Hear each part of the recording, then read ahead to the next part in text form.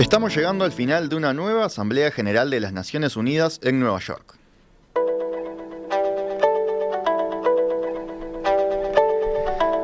Hubo discursos, hubo reuniones, hubo anécdotas en el regreso a la presencialidad tras la edición ahí más virtual que otra cosa del 2020.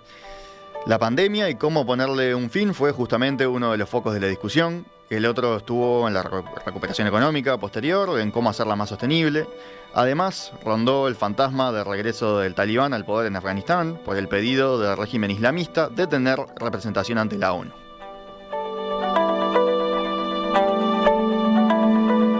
¿Qué está dejando esta Asamblea General? Vamos a conversarlo con dos de nuestros analistas internacionales de cabecera. Gustavo Calvo, ¿cómo andás, Gustavo? Hola, ¿cómo te va, Gastón? Muchísimas gracias por la invitación. Muchísimas gracias a ti, como siempre. Y Leo Harari, ¿cómo te va? Muy bien, buenos días, tardes para todos. ¿Qué horas son por allá? ¿Las 4? 4:19 de la tarde. Vamos ya rápido, que vos, Leo, sé que te tenés que ir un poquito antes. Llegábamos a esta Asamblea General en una situación un poco crítica, ¿no? Del tema de la comunidad internacional. Volvían los talibanes ahí sin que hubiera mucho que se pudiera hacer. Estuvo el tema del COVAX con un fracaso bastante, no sé si fracaso, por lo menos muchas dificultades, ¿no? ¿Cómo lo vieron entonces? ¿Qué balance hacen de estos días en este contexto en el que llegamos, que no era el mejor? Leo, ¿cómo lo viste vos? Bueno, yo creo que se pueden destacar 3 o 4 cosas. Una es el discurso del secretario general, que fue particularmente pesimista para un discurso del secretario general. Yo no, creo que fue cuando la crisis de los cohetes, que fue en el 62, yo qué sé, pocas veces he oído cosas como que estamos al borde del abismo y seguimos avanzando en el mal sentido. Eso dijo. Y dijo, Podemos, si te parece, Leo, escuchar un fragmento, ¿te parece, de Antonio Guterres, de esto que vos decís? The COVID-19 pandemic has supersized glaring inequalities. The climate crisis is pummeling the planet. Dice, la pandemia del COVID-19 ha sobredimensionado las flagrantes desigualdades, la crisis climática está golpeando al planeta, la agitación desde Afganistán hasta Etiopía, pasando por Yemen y más allá, ha frustrado la paz. Un aumento de la desconfianza y la desinformación está polarizando a la gente y paralizando a las sociedades. Los derechos humanos están bajo fuego, la ciencia está siendo atacada y los salvavidas económicos para los más vulnerables llegan demasiado poco y demasiado tarde, si es que llegan. La solidaridad está ausente justo cuando más la necesitamos, decía ahí al final. ¿Vos qué era lo que ibas a destacar del discurso de Guterres, Leo? Lo que acaba de decir él mismo personalmente y bien traducido por ti. En un momento dice, ganamos en ciencia y perdimos en ética. Creo que hace alusión a esto de que las vacunas se hicieron, pero se repartieron muy mal. Tenemos países con más del 50% de la población con 2 dosis y con stock. E incluso han circulado por ahí fotos de vacunas que se tiran a la basura porque han pasado el plazo y la validez y que no se han podido dar cuando en otros lugares, porque el continente africano no tiene ni el 2% de la población vacunada. Pero va más allá que eso, va sobre todo en lo que yo digo como una especie de crisis ideológica en cuanto al ataque a la verdad, a la ciencia, a las dificultades que ha habido para evitar que el COVID se metiera demasiado en otros niveles de impacto. Fíjate que la inseguridad alimenticia disminuyó o aumentó la inseguridad 18% este año. Hay 11, casi 12% más de pobres que los que había hace 24 meses. Y la producción mundial bajó. Todo eso tiene efectos no solo del COVID, sino la manera en que se administró. Llegó mucho dinero para salvar algunos sectores, pero no se pudo impedir o no se puso la mayor atención en los sectores más frágiles y vulnerables. Si pensamos la Tierra como un planeta que es de todos. Si miramos cada cual su rinconcito, cada cual hace las cuentas, pero el objetivo de las Naciones Unidas es que nos pensemos todos juntos. Fue muy duro Guterres en sus palabras, ¿no? Dice, Ah, por un lado vemos las sobre- vacunas desarrolladas en un tiempo récord, lo que es una victoria de la ciencia y del ingenio humano. Por otro lado vemos ese triunfo deshecho por la tragedia de la falta de voluntad política, el egoísmo y la desconfianza. Dice, es una obscenidad. O sea, les sí, golpeó, sí. los cacheteó un poco a los líderes internacionales, ¿no? Empezó diciendo, vengo a sonar la alarma. Empezó así. Después siempre termina un poco más optimista, llamando justamente a la solidaridad y a tomar acción, etcétera. Y ese es el trabajo de... fue un discurso que es notable, porque por otro lado hace una propuesta importante que fue preparada por un equipo de gente a nivel internacional grande, que tomó 6 capítulos en donde hay 90 propuestas para empezar a ejecutar ya, sobre la paz, el clima, las diferencias entre ricos y pobres, los problemas de género y los problemas de generación, donde Naciones Unidas larga ahora un programa enorme, va a haber todo un departamento dedicado a la promoción de jóvenes y de la juventud. El otro discurso interesante para ver fue el de Biden, porque Biden no nació ayer en las relaciones internacionales, sabe de qué se trata, hizo algo que sonaba muy clásico, muy, bueno, ya terminamos con las guerras, soy el primer presidente en 20 años que viene a hablar sin que Estados Unidos esté metido en una guerra, cosa que es un poquitito como, en fin, pero lo dijo, y dice ahora todo el esfuerzo va a ser en militar por la diplomacia internacional. Lo que pasa es que no tuvo gran repercusión porque lo dijo en un momento que están en líos con la diplomacia internacional. Sí, era Ya sea por los... otro que llegaba, si la ONU o la gobernanza internacional, ¿no? Capaz que la más cuestionada era la OMS y no la ONU en sí, ¿no? Pero bueno, venía la comunidad internacional un poco cuestionada. Biden era otro que llegaba complicado a esta asamblea, ¿no? Por lo menos Y lo que pasa es que, recibiendo dardos por varios flancos. claro, digamos, a nivel interno Estados Unidos está en una situación muy grave, muy tensa, difícil de manejar. A nivel internacional están esas metidas de pata o esos grandes, no sé cómo decir, derrotas como la manera de salir de Afganistán, y ahora todo ese problema con Australia, Francia y Gran Bretaña. Y el problema de los inmigrados haitianos en particular, que ha provocado la renuncia del enviado especial a Haití de los Estados Unidos, diciendo que es inhumano cómo se está actuando. Es decir, que a nivel internacional no le salen las cosas ni de cerca bien. Pero de cualquier forma significa un compromiso, es decir, hablar frente a la Asamblea es un compromiso internacional. Fíjate que asistieron 100 y tantos jefes de Estado y de gobierno.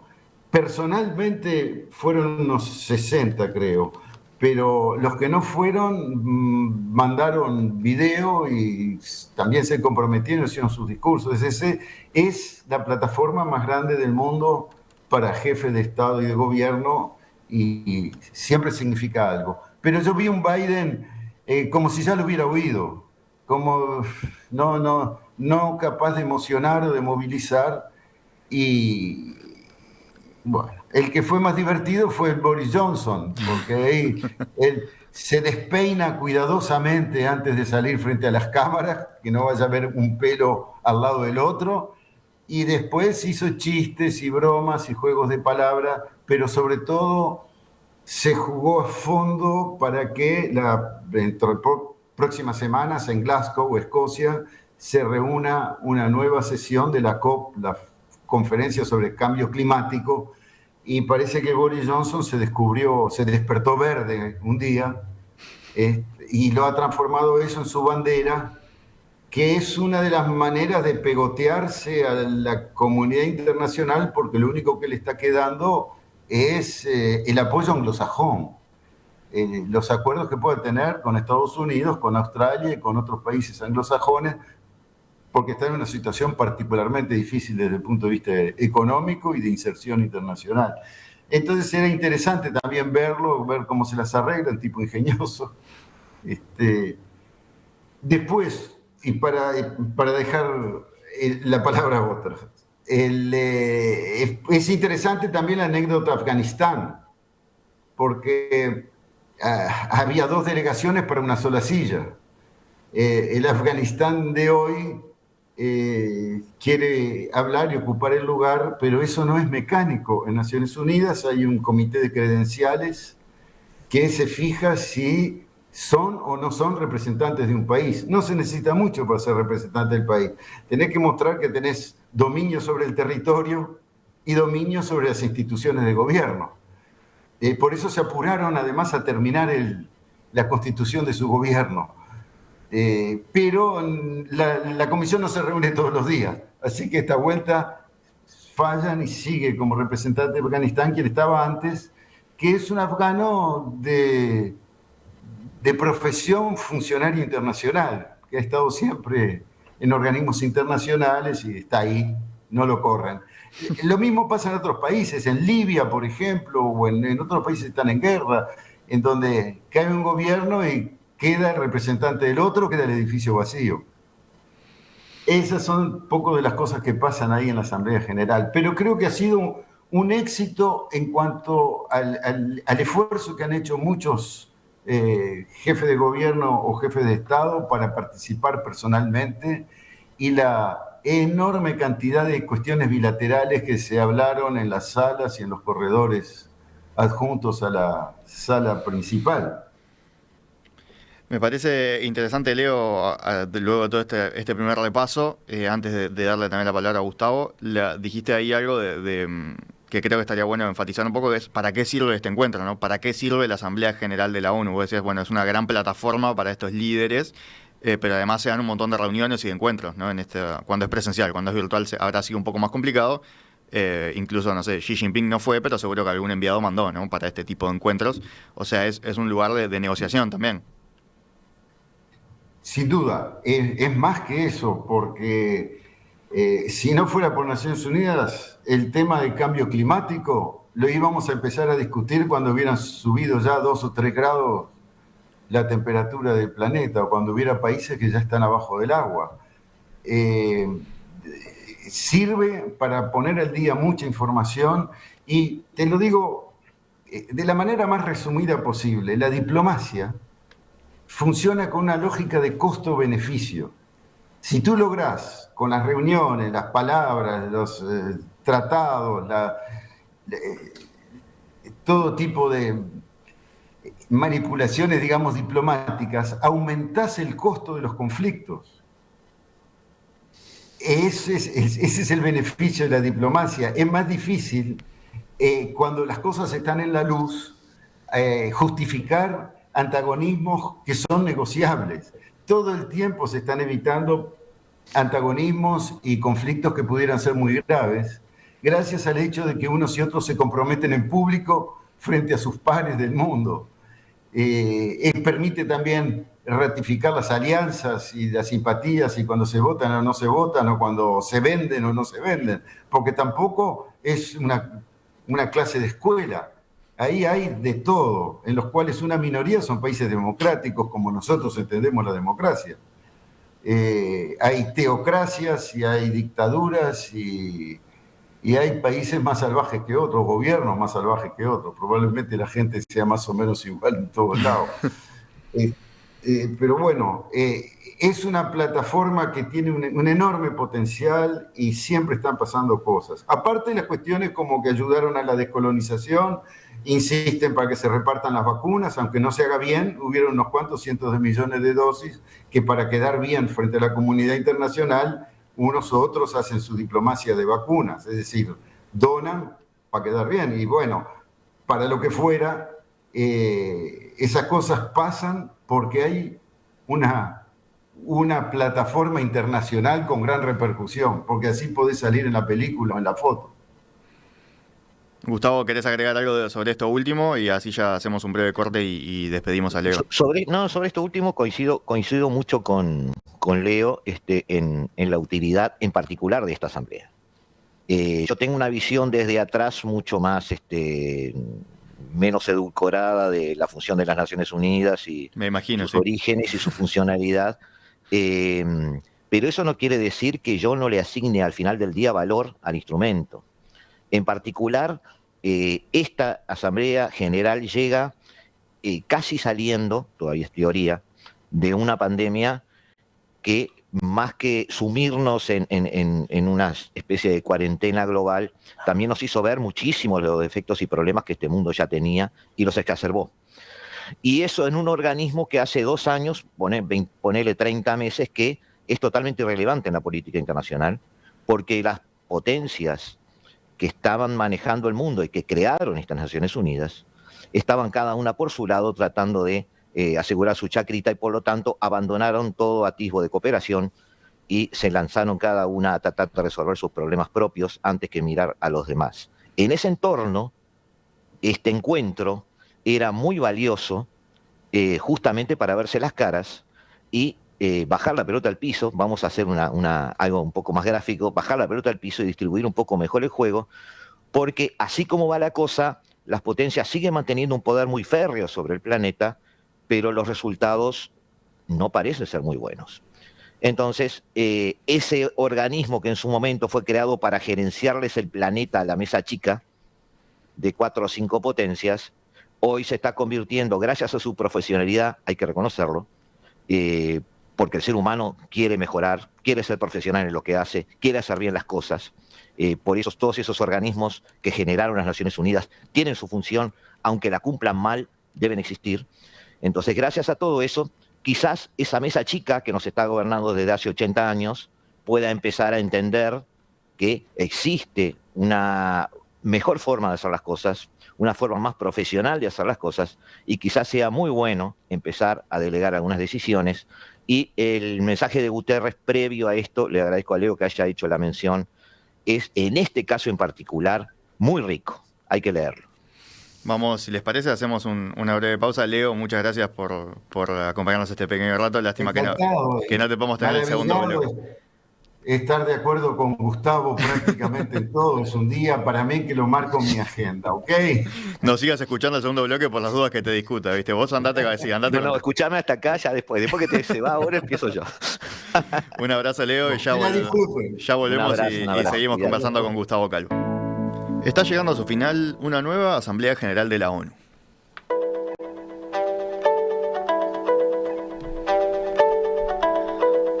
Una asamblea que volvió a la presencialidad después de la situación anormal del 2020. Una asamblea que tuvo el foco en el fin de la pandemia, tuvo el foco en el cambio climático y mostró una visión, como veíamos recién, pesimista de parte del secretario general.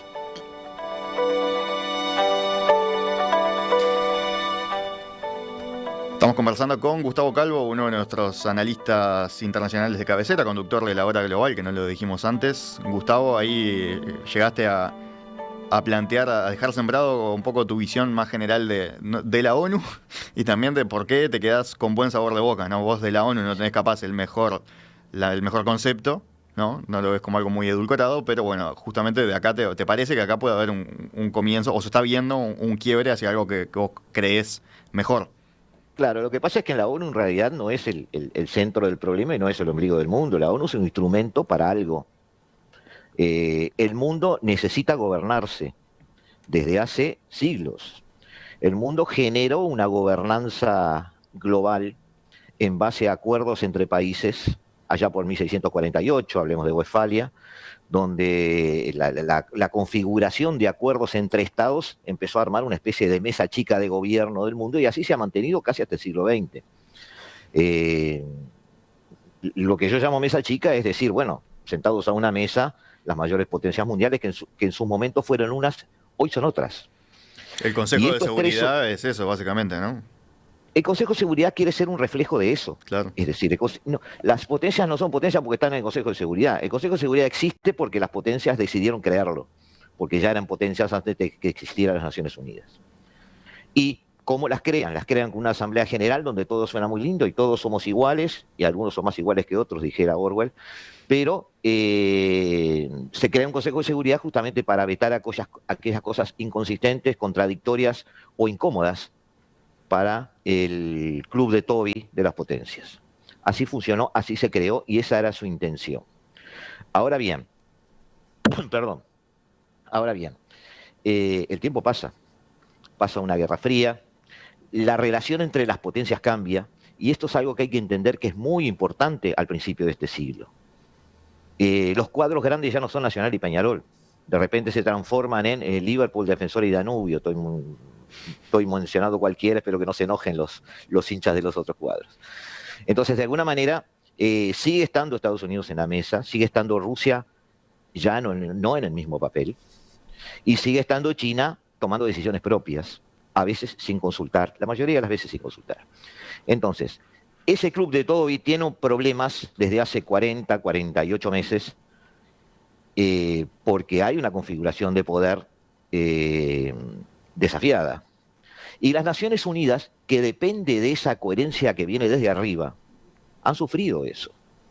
Nagorno-Karabaj, yo te mencionaba fuera de micrófono, pasó sin pena ni gloria, nadie se enteró de las Naciones Unidas, como no se enteraron de Libia, como no se enteraron de Marruecos. Nagorno-Karabaj ahí en Armenia y Azerbaiyán, ¿no? Sí, como tampoco se enteraron de cómo se resolvió el conflicto de Siria, como tampoco pudieron resolver la soberanía sobre el Sáhara Occidental de parte de Marruecos, simplemente porque nunca se pudieron organizar para hacer un plebiscito, porque sabían que no tenía ningún sentido ese plebiscito, porque Marruecos iba a tener soberanía sobre ese pedazo de desierto. Entonces, las Naciones Unidas han visto desde el balcón, como vengo diciendo desde hace meses, todo lo que ha sucedido o ha pasado por la calle, dirigido por potencias que están además peleadas entre sí. Ahora bien, a eso llegamos en esta Asamblea General. Por eso Guterres no fue pesimista, fue realista. Él llamó a esto la mayor cascada de crisis de la historia. Pandemia sobredimensionando desigualdades. Crisis climática. Según los objetivos para el 2030, tendrían que empezar a reducirse el 45% las emisiones de efecto invernadero. Según el último informe que hay de Naciones Unidas, el mismo organismo, para el 2030 van a aumentar en un 16%. ¿Dónde queda ese objetivo? Entonces, los conflictos, Afganistán es solo un ejemplo. No. Lo tenemos ahora porque ha sucedido hace poquito y está todavía en los titulares de los diarios y hay analistas hablando de eso. Como dice Guterres, hubo aumento de desconfianza, desinformación total. La guerra de hackers entre las potencias ha terminado en una especie de fake news general por todo el planeta. Los derechos humanos no existen. Es decir, hay potencias en el mundo hoy, como la potencia asiática de la que hemos hablado, que no han pasado por nuestra ilustración, no han tenido un siglo de las luces, no han generado dentro de su cultura de gobierno un sistema de valoración de los valores humanos o de los derechos humanos. Entonces, no pensábamos que porque ellos abrazaran el capitalismo iban a cambiar su estructura mental o ética o de valores o sus convencimientos de cómo se construye el poder. Entonces, ese tipo de cosas, Guterres las ve y las dice. La ciencia ha sido atacado, como dijo recién Leo, y tiene razón, vacunas vencidas que se tiran a la basura, hemos aprobado el examen de ciencias, pero no el de ética, el sistema multilateral abandonado, la Organización Mundial de Comercio captada por China, Trump saliendo de ella porque decidió ser proteccionista, la Organización Mundial de la Salud totalmente inoperante, pidiéndole por favor a los laboratorios que le den alguna vacuna para poder distribuirla, y aún así llegó tarde, mal y nunca. Las Naciones Unidas, propiamente dichos, simplemente trabajando sobre temas secundarios, porque las tomas de decisiones fundamentales de estos últimos meses bajo pandemia debían haberse aprobado allí. Como dice Guterres, cuestiones que dividen el mundo, no nos ponemos de acuerdo sobre la paz, sobre el clima, sobre la división entre ricos y pobres, sobre problemas de género, el gran tema digital. Hoy la OCDE, que es un organismo que funciona, ha dado muchos pasos de gigante a ese respecto. Se ha llegado a una especie de transformación digital importante en muchos países para extrapolarse a los países en desarrollo. Un sistema tributario fiscal mundial al que la OCDE está llegando y que además puede ser un principio de análisis para los demás. Entonces, lo Guterres propone una agenda y que nos pongamos de acuerdo en una agenda. Te leo otro fragmento del discurso de Guterres que dice, vos hablabas del tema del multilateralismo, ¿no? Él dice, el sistema multilateral actual es demasiado limitado en sus instrumentos y capacidades en relación con lo que se necesita para una gobernanza eficaz de la gestión de los bienes públicos mundiales. Está demasiado fijado en el corto plazo, tenemos que reforzar la gobernanza mundial, tenemos que centrarnos en el futuro, tenemos que renovar el contrato social, tenemos que garantizar unas Naciones Unidas adecuadas para una nueva era. O sea, está admitiendo ahí los problemas de fondo, de gobernanza y todo esto que venís diciendo vos de la ONU, diciendo hay que cambiarlo. Los problemas de gobernanza son muy fáciles de ver, pero no son fáciles de solucionar. Claro, podría no admitirlos, ¿no? O podría ser como... No, por eso, para mí es muy realista Guterres en eso. Los problemas de gobernanza son muy sencillos, es decir, hay una serie de 4, 5, 6, 7 potencias, volvemos al siglo XIX, que son las que definen las cuestiones de fondo. Muy bien. Entonces, generamos en las Naciones Unidas una serie de conceptos de fondo básicos y una serie de cientos de países, vamos contra esas potencias y les decimos, no, estas son las soluciones que nos sirven porque ustedes están muy encerrados en sí mismos, son muy egoístas y no atacan los problemas de fondo de los países que son pobres, que tenemos otras prioridades. Bueno, eso no da resultado. Guterres lo que propone es, no, esas potencias debemos reconocerlas como lo que son, involucrarlas en el problema. Aprovechar perfiles como el de Biden, por el cual, yo no tengo la visión de Biden y tengo muchas críticas sobre él, pero es cierto que su formación cultural, su formación intelectual, su formación política, lo hace un líder que puede entender este tipo de cosas y puede apostar, como todo el elenco gubernamental de Europa, por ejemplo, tan criticado por mí casi siempre, pueden entender esta forma de colaborar multilateralmente. Entonces, empecemos a crear mecanismos donde esas potencias, esos centros de poder se empiecen a involucrar en la solución de los problemas, porque están convencidos, no porque están todos los días llamando por teléfonos y hemos sido pesados con ellos porque no nos dan bolilla, por ejemplo. Entonces, de alguna manera, Guterres está bien en el enfoque, hay que empezar a hacer cumbres, hay que empezar a involucrar a las potencias, hay que empezar a ponerse de acuerdo en ellos en pequeñas cosas que van a hacer mucho más habitable el planeta. Frente a eso, bueno, hubo discursos diferentes, el de Biden, un discurso políticamente correcto, no aporta mucho para mí, la verdad es que no aporta mucho, él insiste en no querer entrar en una guerra fría que para mí ya existe, insiste en que no hay una opción militar cuando se prepara para hacer submarinos nucleares en Australia, insiste en que no va a haber una opción militar cuando firma acuerdos de militares navales con India, con Japón y con la misma Australia, y sigue presionando al gobierno japonés para reinterpretar su constitución y construir una marina de guerra, cosa prohibida por su constitución después de la Segunda Guerra Mundial. Y insiste en el cambio climático, y ahí viene un gran tema de fondo en estas asambleas de las Naciones Unidas. El gran tema de fondo para mí del cambio climático es su posibilidad o imposibilidad. Generar una economía en base a energías alternativas o renovables es contradictorio con los instrumentos que tenemos hoy para el desarrollo de los países. Hoy los países se desarrollan utilizando industrias que trabajan en base a hidrocarburos.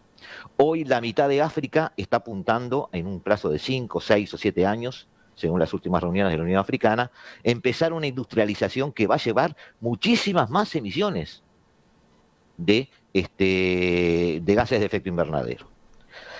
Y allí viene el discurso de Xi Jinping, que patea la mesa y sorprende a todo el mundo. Él fue por el lado del tema de la construcción de centrales térmicas de carbón, ¿no? Exactamente. Hoy China está, Gastón, como todos sabemos, su gran alfombra roja hacia Occidente, desde el punto de vista comercial, es la ruta de la seda, la nueva ruta de la seda.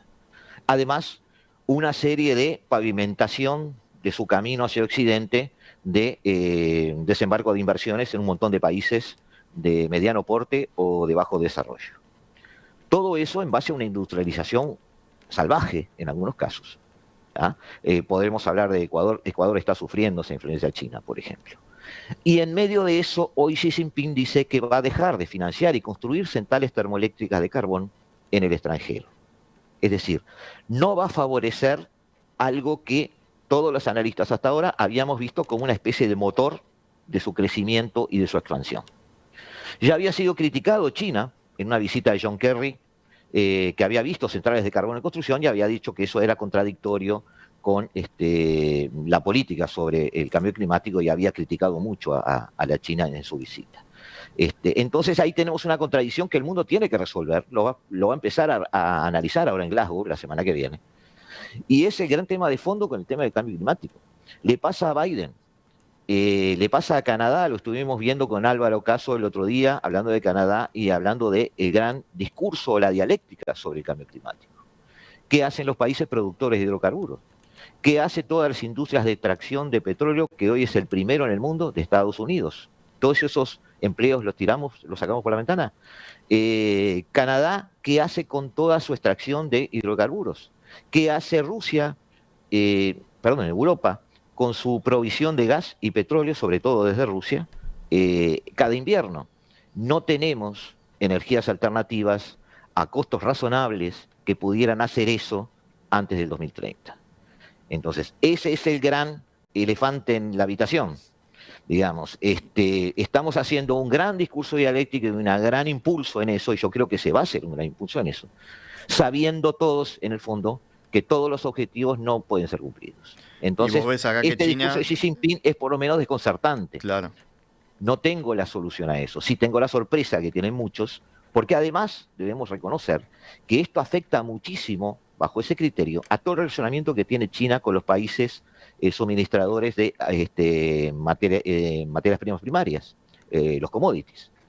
¿Ah? Entonces, de alguna manera, muchos países se están preguntando, bueno, todos estos convenios de logística de puertos, implementación de plantas, infraestructura de comunicaciones, puentes, trenes, en el caso del norte de Sudamérica, chinos, ¿en qué quedan? Esto que hemos firmado con China, ¿en qué queda? Porque Xi Jinping se está contradiciendo y me está diciendo algo diferente en el televisor. Entonces, esta asamblea ha tocado esos temas, me parece que esta vez con bastante sinceridad de parte de los que se han expresado en ella. Perdona que ha sido un poco extenso, digo, no, pero te tiré un montón de temas que me sorprendieron. Dice Horacio, sobre el discurso del secretario general de la ONU con respecto al cambio climático, creo que está siendo sincero. O cambiamos nuestra forma de vivir, o las futuras generaciones se deberán enfrentar a situaciones extremas que todavía nosotros no hemos tenido. Bueno, va por esa línea, ¿no? Como hablábamos del discurso de Guterres como un discurso pesimista, vos decías, no es pesimista, es realista. Este oyente coincide contigo. Es totalmente realista, pero además tenemos un tema allí con el cambio climático. Como tú sabes, Gastón, hay muchísima gente que, más de la que pensamos, que niega el cambio climático. ¿Ah? Hoy estamos hablando de subir o no un grado y medio en la próxima década. Hay gente que señala en ese número con razón que en épocas de Jesucristo en Palestina había 2 grados más de los que hay hoy en el planeta, por ejemplo. Así que esto es algo que puede ser cíclico. Está todo bien. Pero más allá de esa visión apocalíptica que podemos tener del futuro, de todas formas es saludable para la humanidad manejar energías alternativas. Suponiendo que una persona como tú, joven, que está, creo yo, muy informada por lo que he visto, que le preocupa el planeta en el que está viviendo, supongamos que no existiera el problema del cambio climático y no te hayan taladado el cerebro todos estos últimos 10 años con ese problema, de todas formas es razonable, es sano y es inteligente pensar en un cambio de la matriz energética. Y acá Xi Jinping se abre, empieza a decir, bueno, capaz que acá hay un quiebre, decís vos. Y acá Xi Jinping juega de potencia.